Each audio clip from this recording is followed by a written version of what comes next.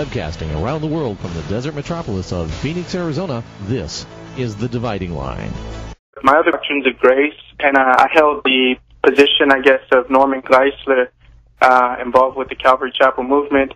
And now I'm just wondering, I mean, the doctrines of grace are really dear to me, and like even just thinking about them makes me weep, makes me happy. And I'm wondering, now in fellowship with all kinds of brethren, and even hearing an Ergen Canner sermon he did at Calvary Chapel, Golden Springs recently, the implication of things such as the doctrines of grace shouldn't matter. We should get over our differences and just preach the gospel. I'm thinking to myself, like, how important, or where is the dividing line is my question.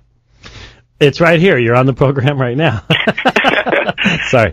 I mean, sometimes when speaking to somebody, they accuse you and they tell you, well, you're just being too doctrinal. You're being too dogmatic on things that aren't clear. But I mean, they're the ones who are being doctrinal and dogmatic as well, and they just don't see it because they're taking Arminianism as the default position. I know it is obviously when you come to understand the sovereignty of God, the holiness of God, the power of God in the gospel, and others are still holding to a more man-centered perspective.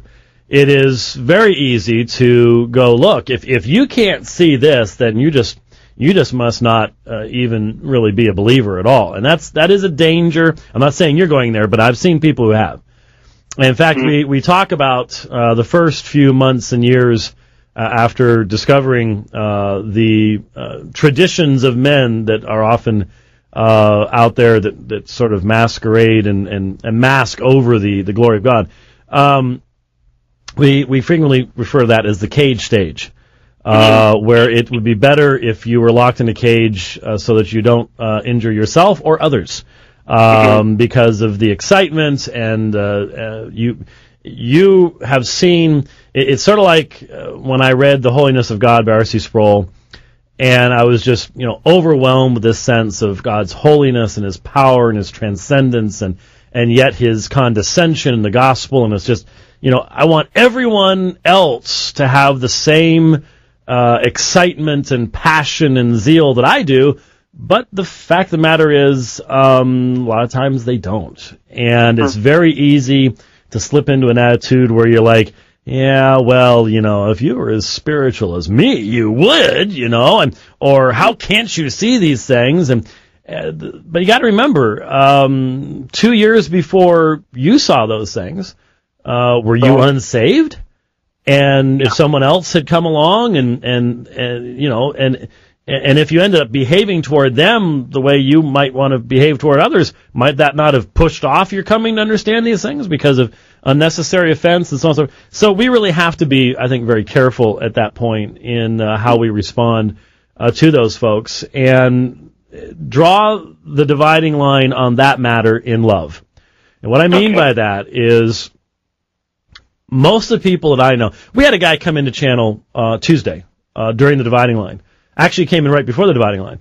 And in channel, he was basically saying Norman Geisler is a lost heretic. He needs to be saved. He's obviously never been saved. And it was a little bit distracting to me because I didn't have time to deal with him, but everybody else was dealing with him during the program and then afterwards for quite some time. Eventually, he determined that we were all lost because we wouldn't agree with him and, dismissed us all as being lost. And he's snuck in a couple times to cause problems since then. But that kind of an attitude is out there, and it is, I don't judge people's hearts along those lines. I've obviously, I think, demonstrated that I'm willing to respond to the errors of Norman Geisler on these subjects. But hopefully I've modeled a respect for the man, the fact that he's written some great stuff. And in fact, one of the reasons I've focused upon him is because I hold him to a higher standard. I mean, I hold him to a much higher standard than I do Dave Hunt. I mean, Norm has, his general introduction to the Bible is a great resource. He's done good work on the resurrection and things like that. So that's why I hold him to a higher standard is, why aren't you seeing these things? Why don't you see how your own traditions are getting in the way here, just like Adam was just talking about in the previous call. So But I'm not kicking these people out of the kingdom. I will refute their teachings, and I will warn people this is a sub-biblical perspective. This is a sub-biblical presentation that is being made here. But I think we have to distinguish between the person and their traditions and the sub-biblical nature of these things. And we have to allow the Spirit of God the freedom to open our eyes and our minds at His chosen point and not at my chosen point. And since God's done it for you and me, that doesn't necessarily mean that it's time for all of those human traditions to be done away with other people, because as you probably would testify, it's a world-shaking thing.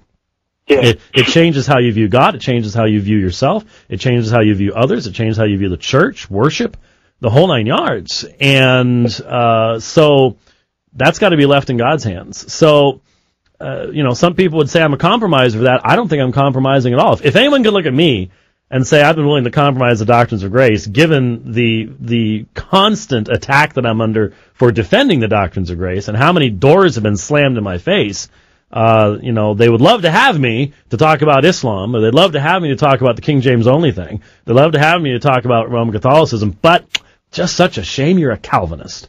Okay? I've obviously been willing to stand up for what I believe on those matters, but at the same time, I try to model a sense of recognizing that this is something God does when He changes someone's heart. And I've seen a lot of people come to know the doctrines of grace because I presented them to them biblically and didn't just cram it down their throats. And I think that's the only way it really happens, is that the Spirit of God makes it come alive in someone's heart.